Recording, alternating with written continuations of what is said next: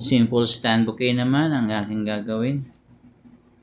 Mixed flower lang ang aking lalagay. Mixed green ang ating unang ilalagay. Ito yung green leaf. Pinaka accessoire or pinaka pampaganda or pan-design na ating ilalagay. Tinusok-tusok lang natin siya, kalat-kalat. At maglalagay na tayo ng chrysanthemum na kulay red. Kakalat lang din natin ang ating chrysanthemum na kulay red para maging balanse ang ating kulay. Pagkatapos natin ikalat ang ating chrysanthemum na red, maglalagay naman tayo ng baby roses na white. Red and white with green combination ang ating ginawa ngayon. Worth 70 SR. Dahil araw ng Huwebes, gumagawa tayo ng pambenta para sa ating mga customer na nag-aapura. Ito ang mga pangkaraniwang ginagawa dito sa Saudi Arabia. Pag tuwing araw ng Huwebes at Biyernes ay gagawa ng mga ready-made. Dahil marami ang mga nagdadumadalaw or pumupunta sa kanilang mga pamilya tuwing araw ng Huwebes at Biyernes. Yan, pagkatapos natin ilagay ang ating red chrysanthemum, ay syempre maglalagay din tayo ng white na baby roses.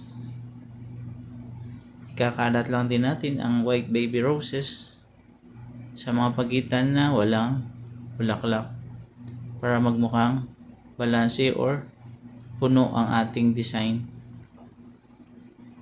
Itong stand na to ay ginawa ko na marami kong stock na mga ganito. Ito yung mga ginagawa ko pagka walang ginagawa or hindi busy sa araw-araw dito sa Saudi Arabia. Sarap ding gawin ang mga florista dahil syempre pagka hindi busy ay tumatambay or pakuha-kuha lang ng mga bagong idea. Yan, tinutusok ko na ang ating baby roses na white. Na-alternate or nilalagay lang natin sa mga espasyo na walang bulaklak para magmukhang maganda art balance ang ating bulaklak.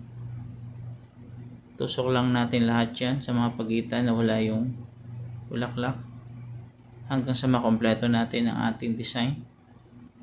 Pagkatapos ko nang ilagay ang ating baby roses na white, ay maglalagay naman tayo ng limonia fall na white sa gilid at sa mga gitna, sa mga sulok-sulok kung saan hindi nalagyan ng ating bulaklak para ating mapuno ang ating ginagawang stand bouquet para magmukhang elegante at magandang tingnan sa paningin ng iba. Yan ang ating ginagawa dito sa bansang Saudi Arabia para ang ating mga customer ay laging matutuwa. Buti nga at maraming dumating na bagong bulaklak, kaya nagkaroon ako ng pagkakataon na gumawa ng bagong mga bulaklak.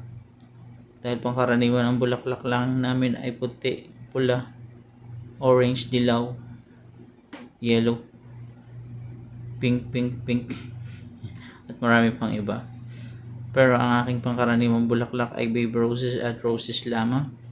Kaya pangkaraniwan ay yun lang ang aking nagagawa sa pang-araw-araw. Buti na lang at marami mga accessoire or mga mix flower na dumating at nakabili ako ng ilang piraso o ilang bundle na pwede nating paglaruan or ipag-experiment sa paggawa ng ating mga stand bouquet or mga bouquet.